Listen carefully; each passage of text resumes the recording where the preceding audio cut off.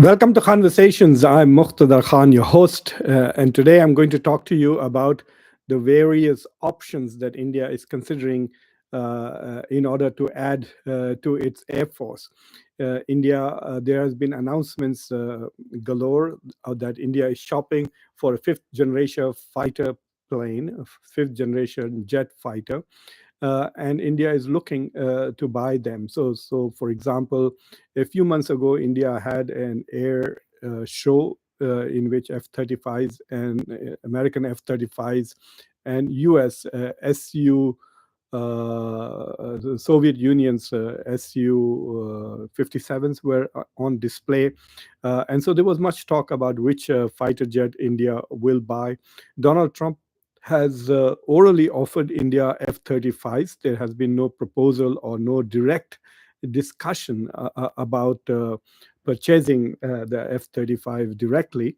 But there is much talk about it as to whether India will buy an F-35 or Su-57. India already has a fleet of Rafale fighter jets.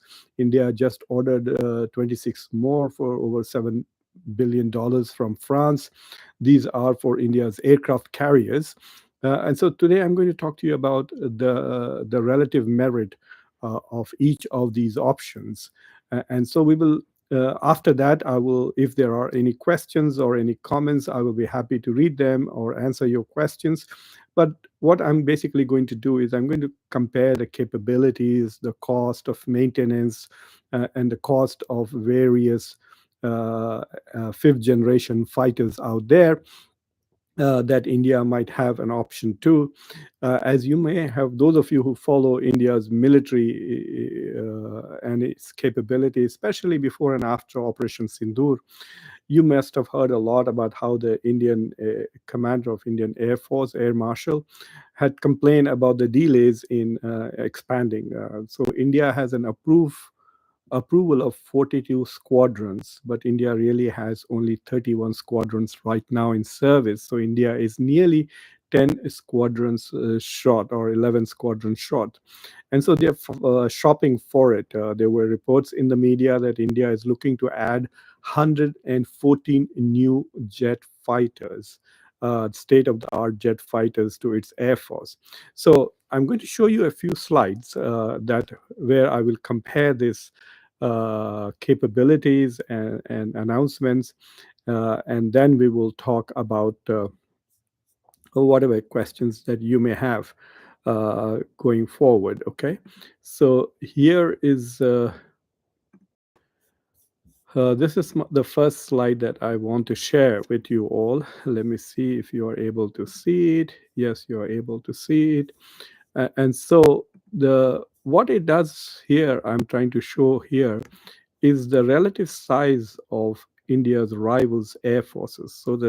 So in this column here, you can see that China, the People's Liberation Army's Air Force, has anywhere between 1,900 to 2,566 fighter aircraft.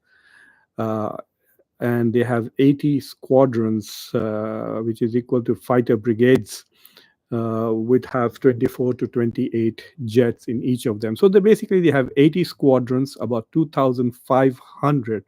That is the strength of the Chinese Air Force at the moment. You must keep in mind that China is not competing with India. China is competing with the US and its allies. So China is looking to balance the US, Japan, Australia, the Taiwan, South Korea, and also then India.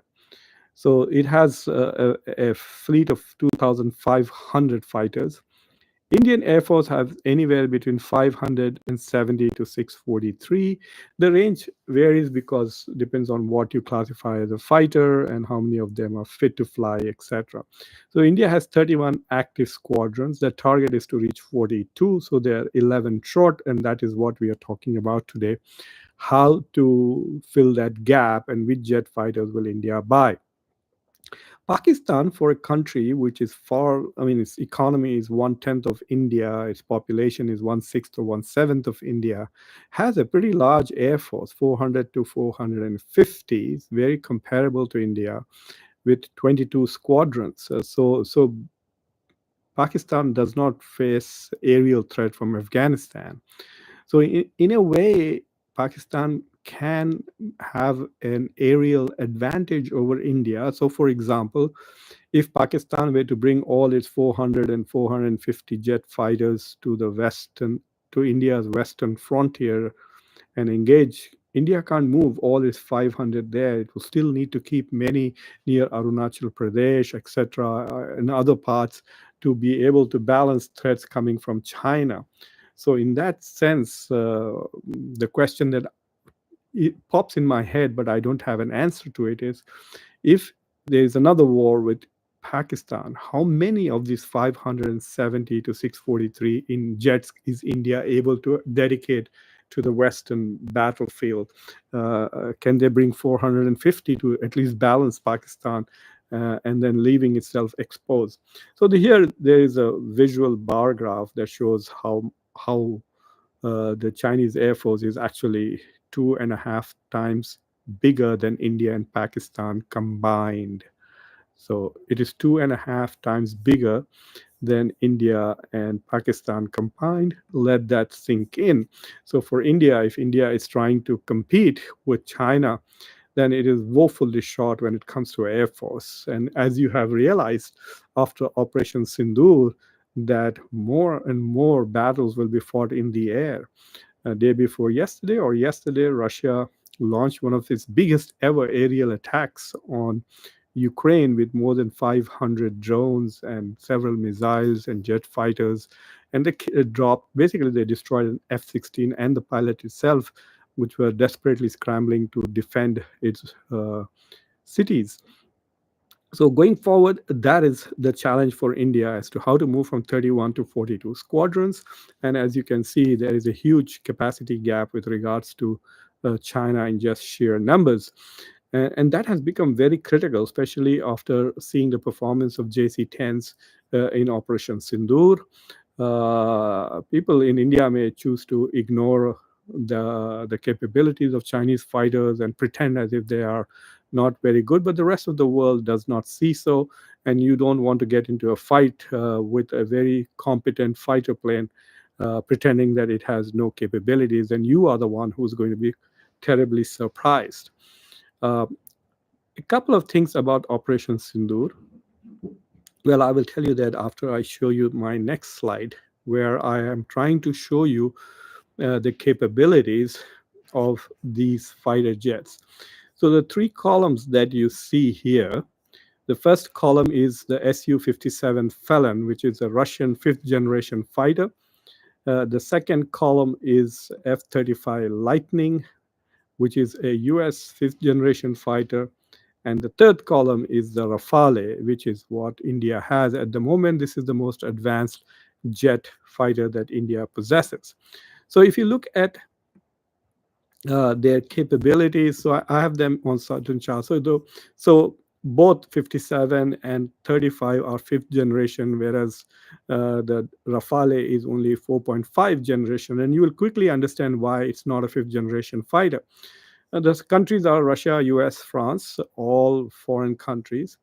The role is air superiority, multi-role. All of them are multi-role, etc.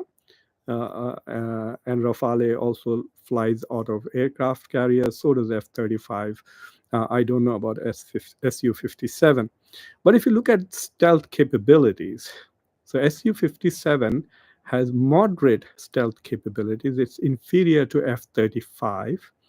And if you look at F-35, it has very high stealth capabilities, very low observable.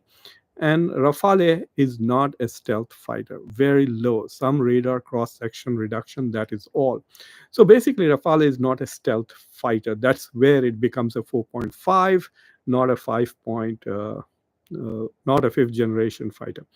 And if you are aware, and if you followed the U.S. attack on Iran's nuclear facilities, the U.S. not only used 14 B-2 bombers, 7 of them targeted were actually engaged in hitting the target, 7 were decoys. But the United States also used 125 fighter jets. Most of them were either Raptors F-22 or F-35. So overwhelmingly, they used F-35s, and they went undetected by the Chinese radars, by the Iranian radars, and there were not a single bullet was fired by Iran because they could not detect them. So the stealth function of F-35s was demonstrated in a very spectacular fashion in the recent attack on Iranian nuclear facilities. Uh, so, so right here you can see that when it comes to stealth, F-35 has the highest capabilities. Rafale has zero, and Su-57 is a bit inferior to the F-35s. These are the radars that they use. So if you are familiar with those radars, super cruise, and this is where the Su-57 on paper has an advantage. It can cruise at 1.6 Mach, whereas F-35s can cruise at 1.2 Mach for a short distance. So it's like goes in bursts at 1.2 Mach, whereas Rafale has no super cruise capabilities. So the maximum speeds are given here. Rafale is capable of Mach 1.8, which is more than F-35's 1.6, but F-35 has super cruise, which Rafale doesn't have, and Su-57 can go at 2.0. And let me show you more of the capabilities. So the combat range is interesting that Rafale has a longest range with drop tanks, which means it will carry its own fuel. And then that means it cannot carry more ammunition and bombs to drop, I guess. So basically, they are about 1,000 kilometers range is what we are looking at between both Su-57 F-35s. Weapons capacity, the Su-57 is a bigger plane, carries about 10,000 kilos. F-35 carries 8,000 kilos, and Rafale carries 9,000. So in terms of munitions, F-35 carries the least. Avionics, this is where F-35 is state of the art. It's way ahead when it comes to electronics. So electronics, use of AI, using drones to go along with that. So there's no comparison between F-35 and Su-57. Rafale doesn't even fall in the same category. So this is one of the biggest differences between the 4.5 generation and the fifth generation fighters, which is electronic capabilities. Now, the next question is very important. Operational readiness. Low. There are very few Su-57s out there. I think there are only 20 which are actually out there. They have not performed in the last 3 years. No one is talking about, oh my God, the huge advantage that Russia has over Ukraine is Su-57, because they haven't produced much. There are very few out there. But F-35 and Rafale, there are many of them out there. They are performing well. They have been deployed globally, and both of them have been proven in combat many times. But look at the costs. This is where India has to be very careful not to get tempted and go after Su-57 because they are very cheap. They are in the same price range as Chinese jets, 35 to 50 million. That's what an Su-57 costs, whereas F-35 is about 80 million and Rafales are 115 to 113 million.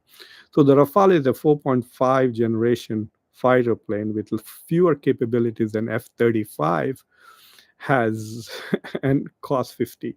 So in the price of two Rafales, you can get three F-35s, which are fifth generation fighters.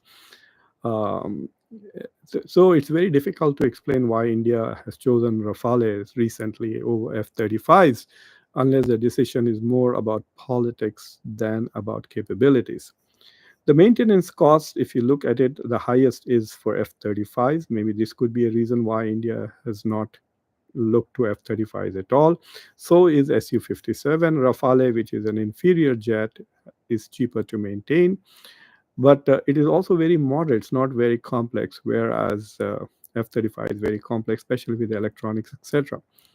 So there are none, no export customers. Nobody has bought an Su-57 yet except Russians, whereas F-35s many people have. Israel has, UK has, Japan. In fact, one UK's F-35 is right now parked in Kerala because it had some fuel issues.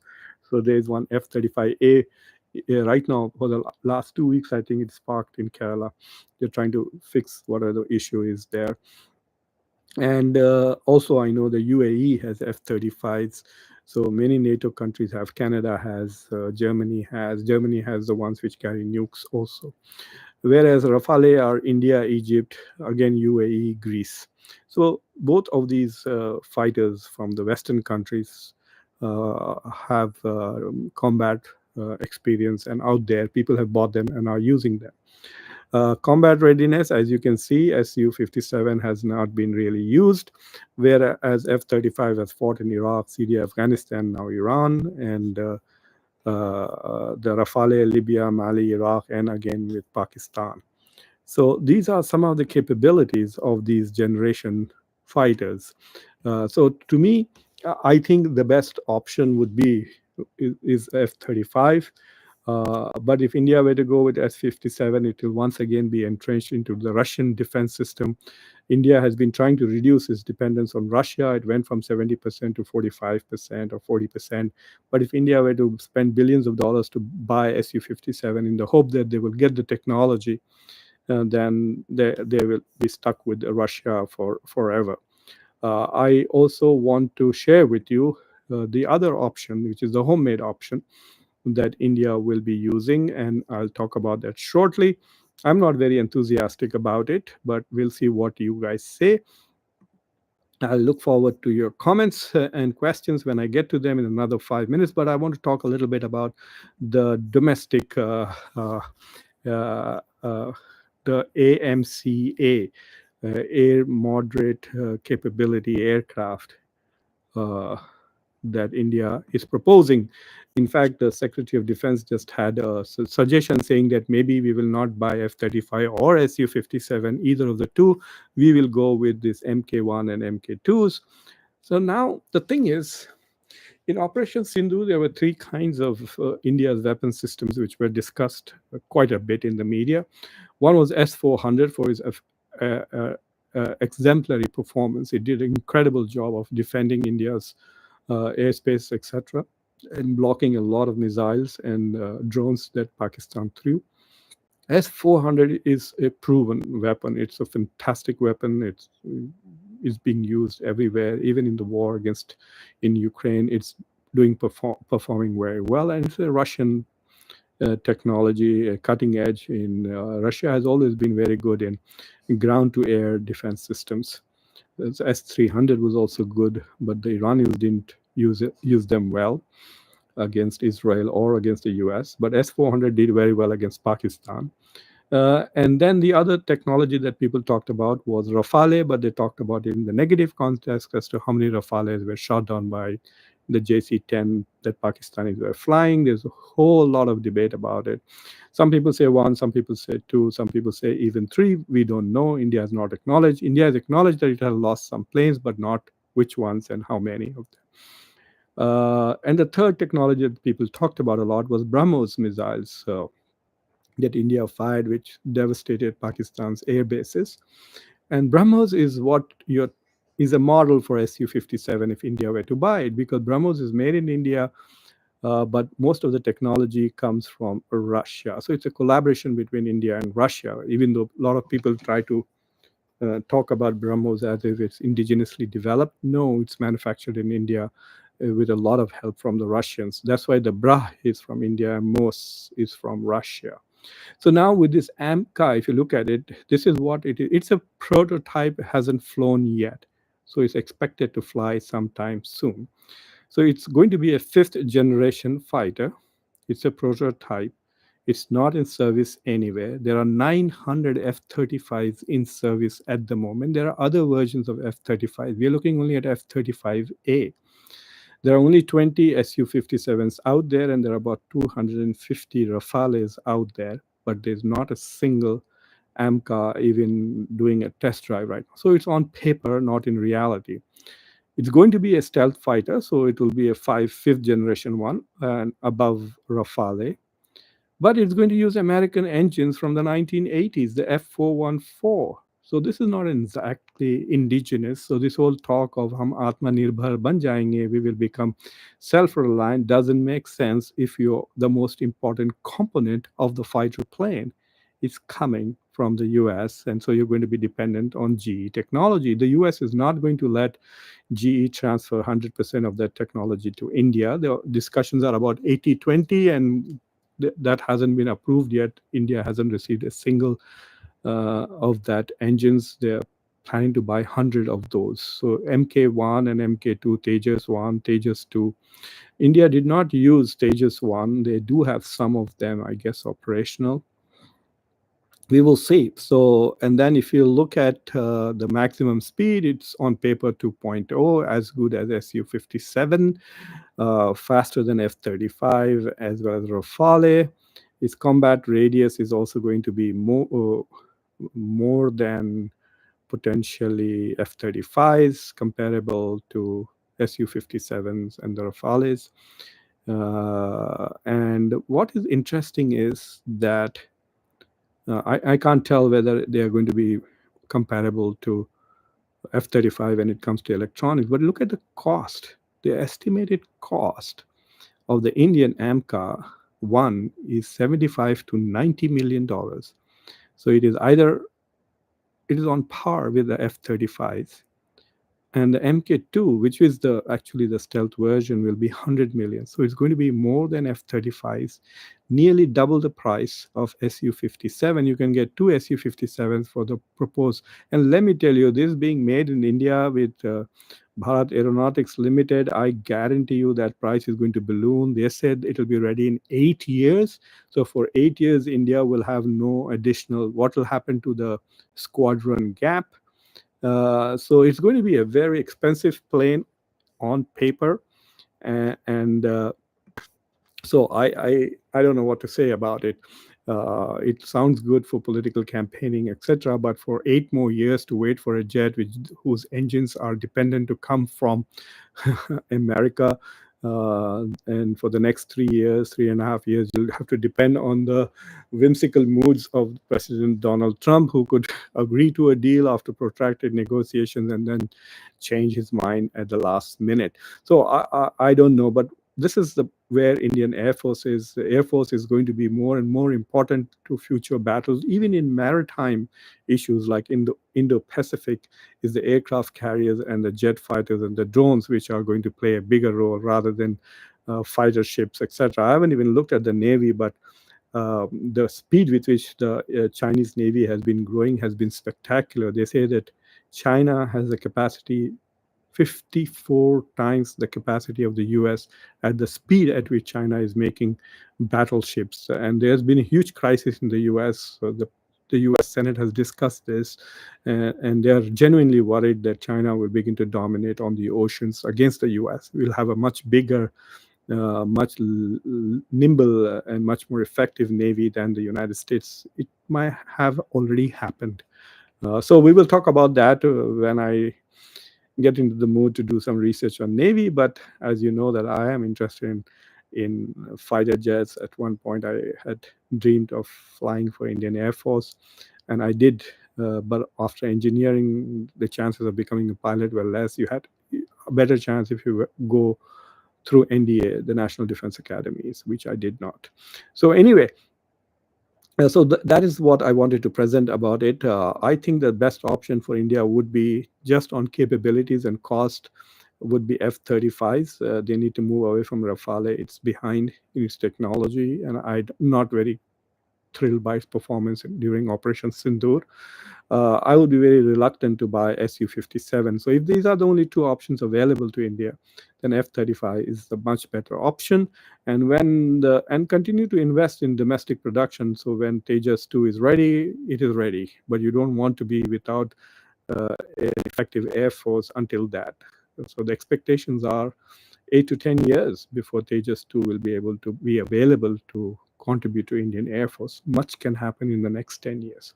All right, so let's see what you have to say and ask. Naveed Akhtar, Good morning. Good morning. Thank you very much.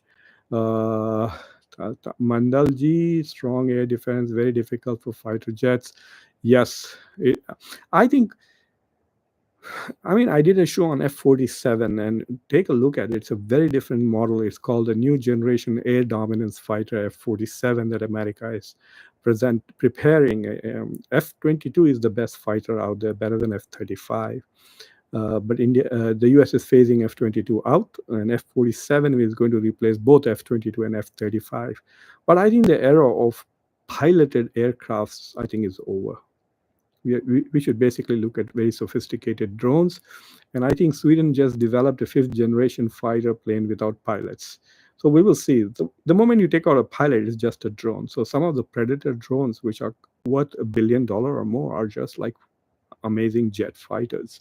So you can give the capabilities, especially with F-47, where in moments of combat, AI is going to take over. So the co-pilot, which is like the Microsoft Copilot, the AI, is simply going to take over and process things faster, react faster than human capabilities. So what's the point of risking a pilot unnecessarily?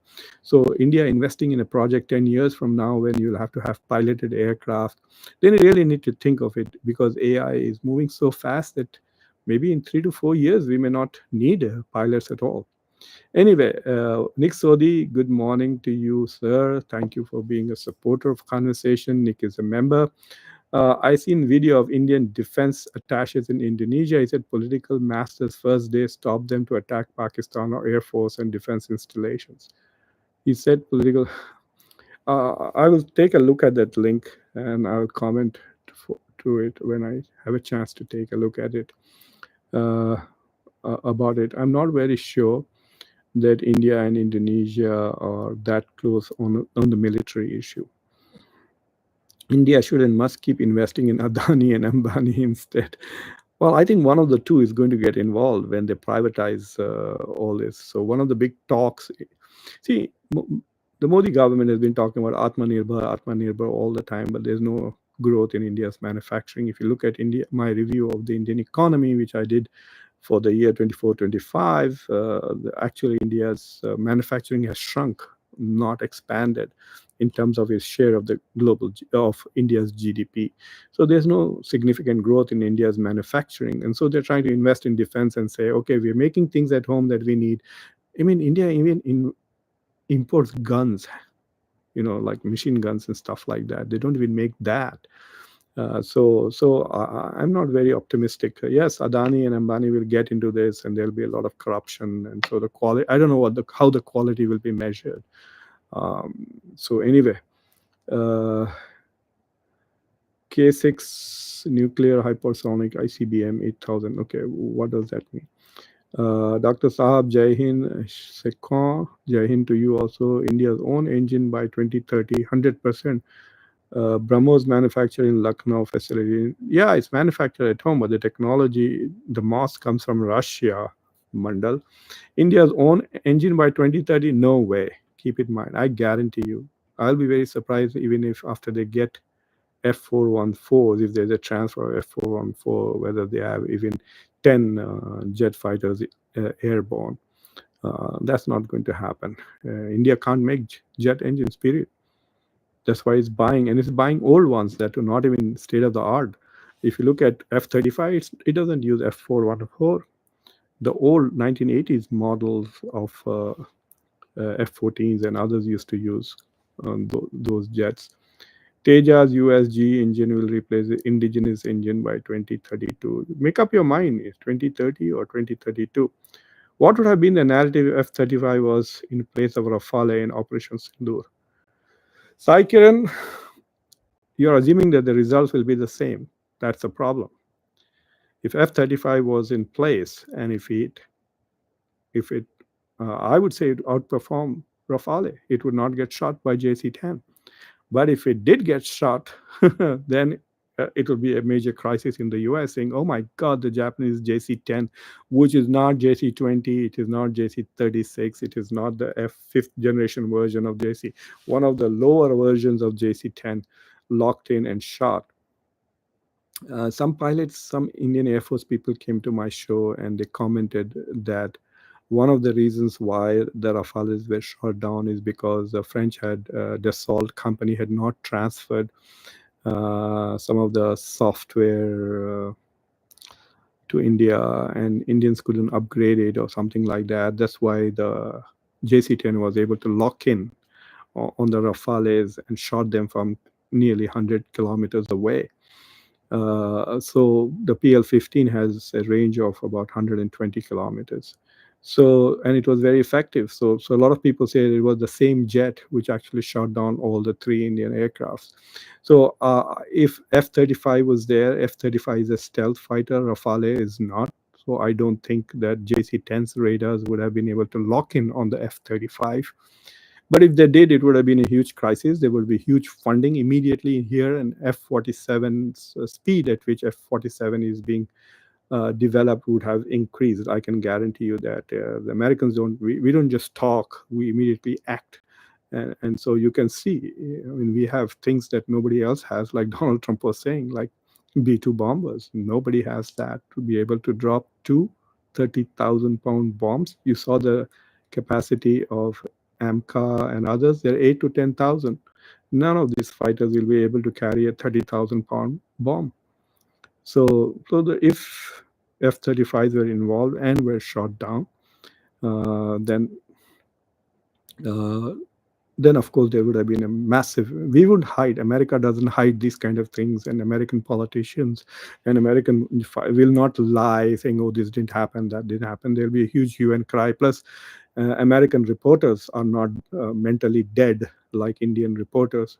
Notice how they leaked the report on the fact that Iranian nuclear facilities were not fully done. Trump kept saying they are obliterated, obliterated, and then the Pentagon's stories were in CNN and New York Times and Washington Post saying, no, they're not.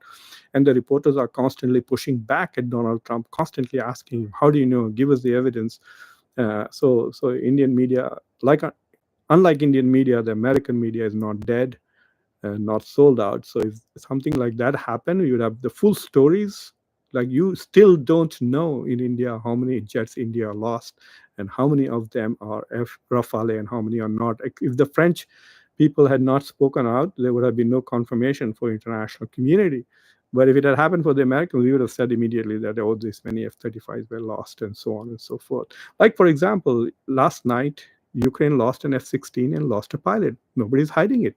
It's out there. We know. So that would have happened. It would have been interesting if an F-35 would have been lost, but it would be a crisis, definitely, if an inferior Chinese jet fighter shot down an F-35 or two.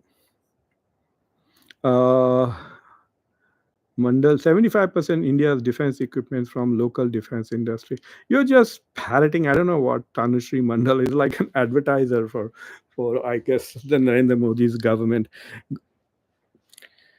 All the jet fighters are foreign made, right? Rafales, etc., etc. So what are you talking about? 75% defense equipment. You must be talking about tiffin boxes, food, topi, uniform. Maybe that is 75% of that is made at home. India is the biggest buyer of weapons from overseas.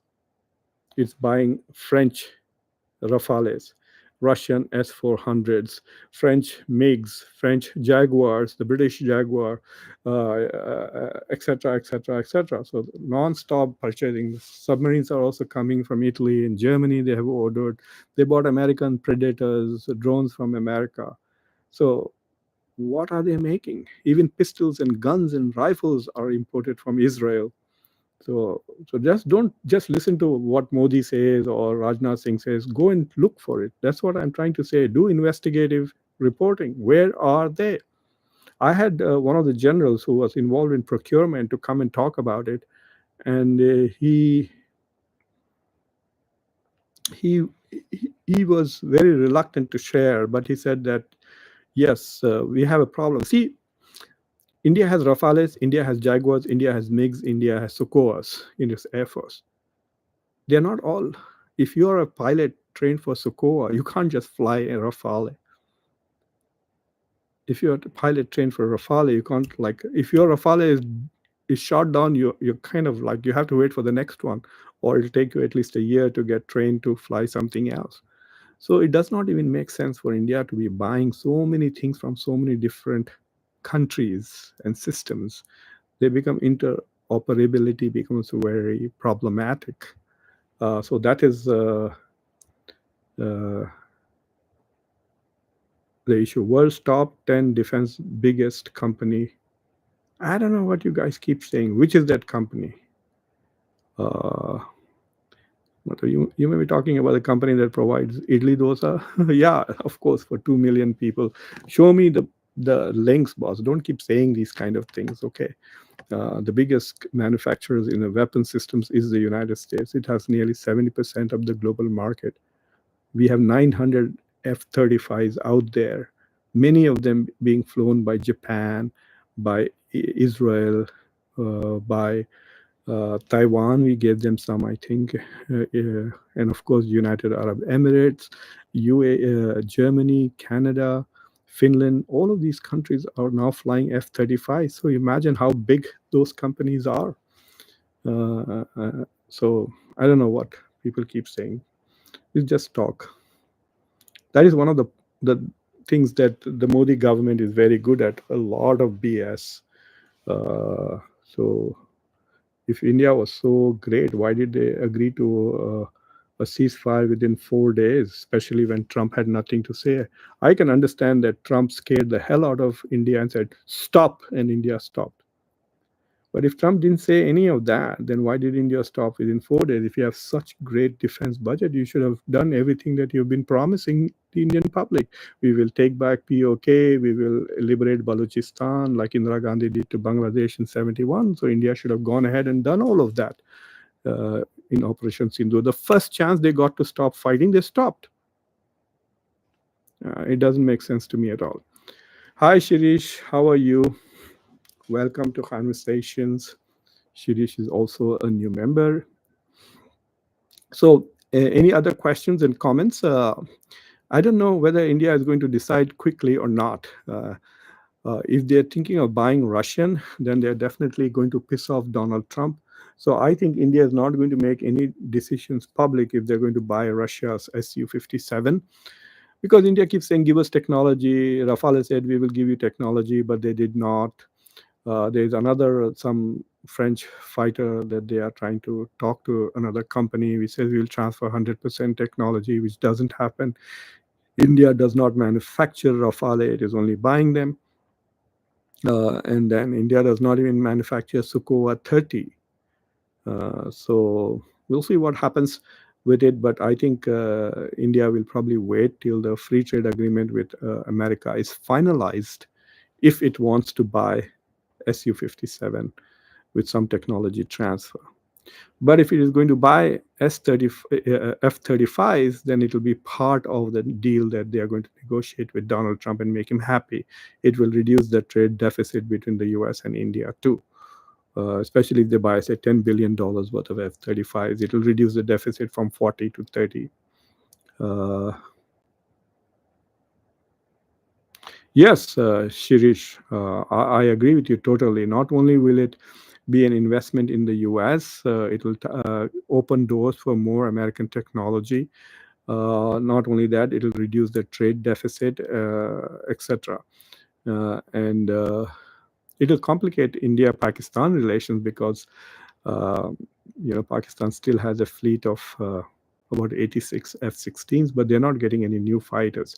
So yes, I think that an investment in if India wants a long-term partnership with the US, as the discussions were between Biden and Narendra Modi, then I agree with you, Sirish. They should have invested in going for F-35s. Plus, I think, in spite of all the negative things that people have said about F-35s, it is still the state of the art out there when it comes to electronics and stuff like that.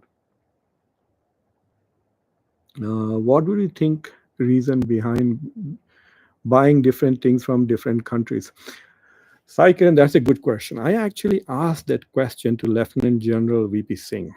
If you Google VP Singh in my YouTube channel, you will find it. I asked him that question. I said, it doesn't make sense. Why would you do that? It's like, the first time when I bought iPhones, I immediately realized the wisdom of shifting from IBM to Apple computers. And so I had iPhone, Apple computers, then I got an iPad, then I got an Apple Watch. So I'm completely integrated right now. I can see my text messages here, all of it. So now that I'm in the Apple ecosystem, it increases my productivity. But imagine if I had a watch which was not in sync with my Apple phone and different software, then I'll have to learn different things. It would be cumbersome. And like I said, that it becomes problematic for interoperability. So he was saying, well, there's some of it is diplomacy. India wants to keep Israel happy. India wants to keep the French happy. India wants to keep the Russians happy. India wants to keep the Americans happy. So they went and bought the Predator drones for $3.1 billion last year. So if you're buying weapons for diplomacy, then okay, but I don't think it's strategically a smart thing to do. I agree with you, Sai. Ken Singh, welcome, another member of the conversation. I'm glad there are a lot of members here today. India should buy F-35, same block as Israel if USA offers.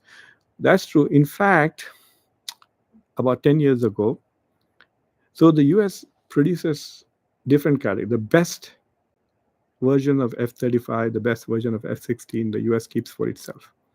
The second best they give to Israelis, the third best they give to NATO, the fourth best they give to anybody else who wants to buy. So the one that Pakistan has, Arabs have, all the F-16s are the fourth category of it.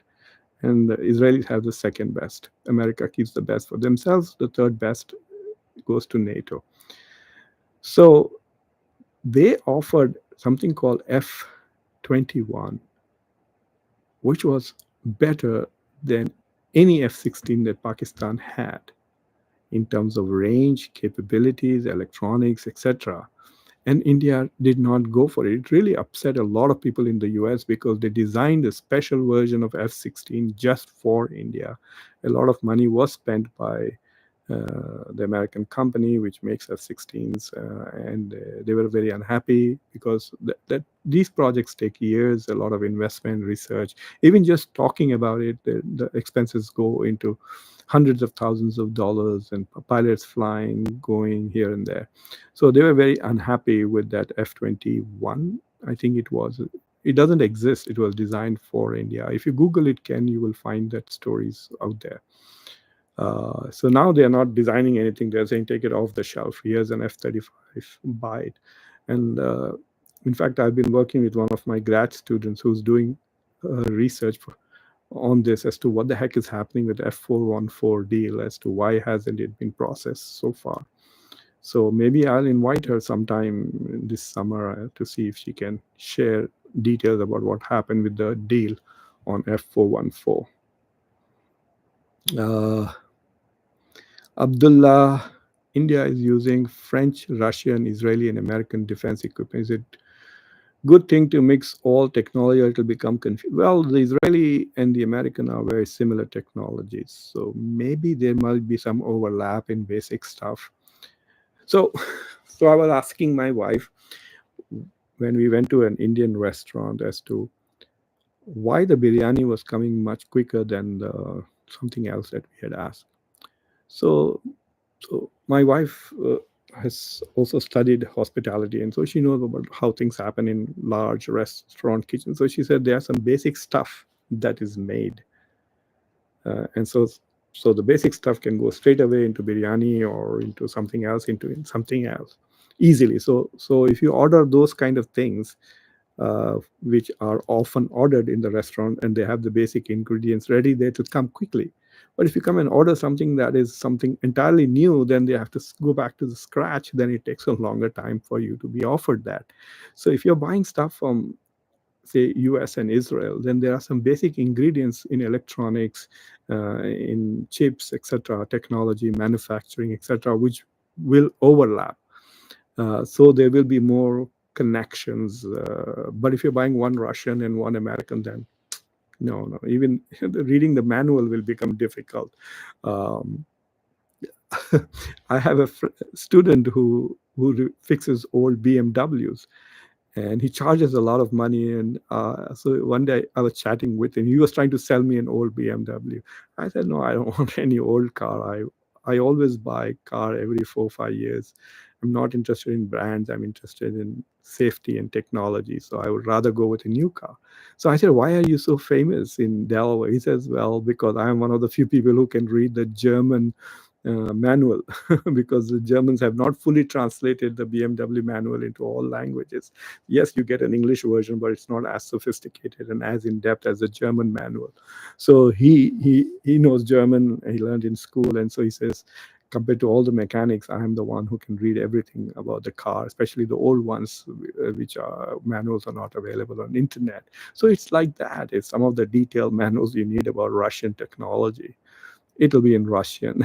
If French will be in French, but the American one will all be in English. It's much more easier. I mean, I'm saying it half in jest, but half seriously too.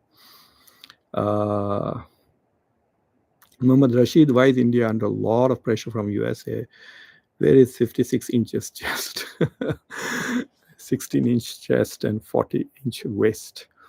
Uh, the US is India is allowing itself to be under pressure from the United States because they're desperate for certain things like F-414s. They don't want to piss him off. And if that deal goes off, then what is India going to do? It'll have to go to the Russians to buy engines they don't have. I mean, they can go and make Sukovas and MiGs. You want to go back to that generation? No. You want to go to SU-57, great. They're not going to give you 100% of the technology. Otherwise, you will make the plane. So why? Especially if you don't have an option.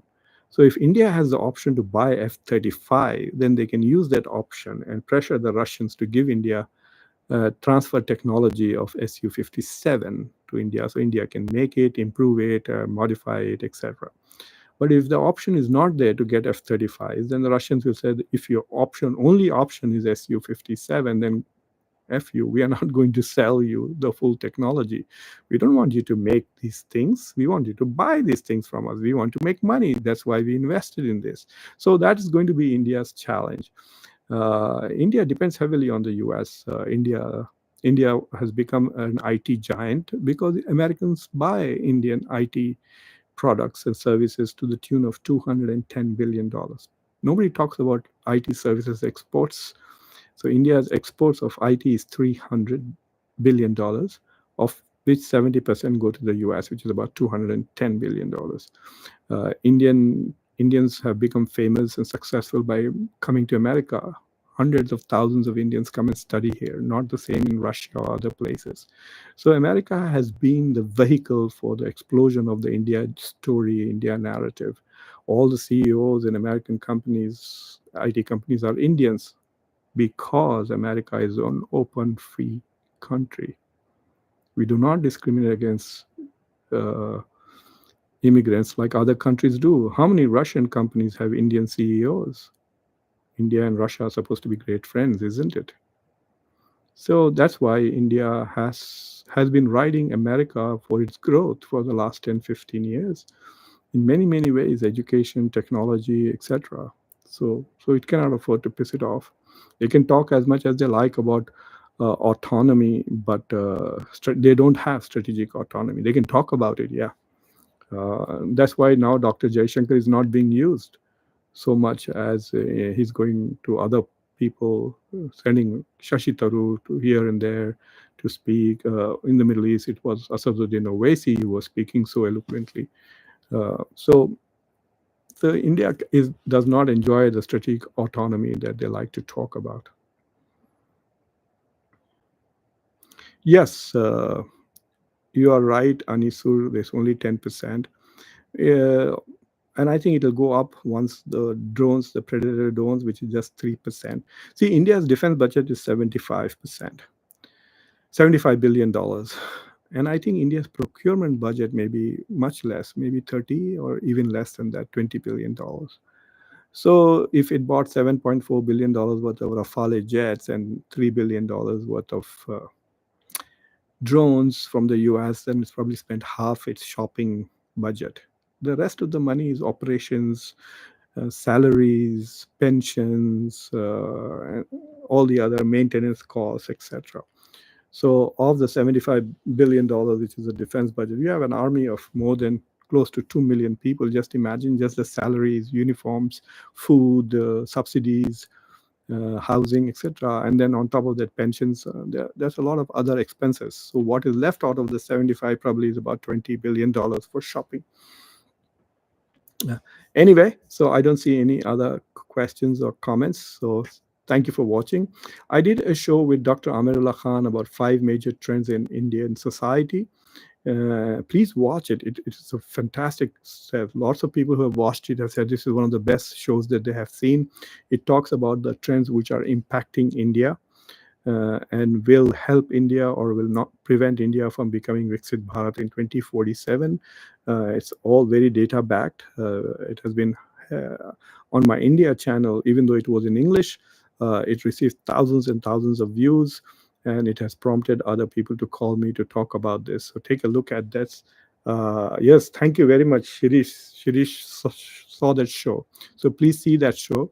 Before this, I recorded an interesting show with 2 Arab leaders about American politics, given Zohran Mamdani's victory in the Democratic primary, which I will be posting tomorrow.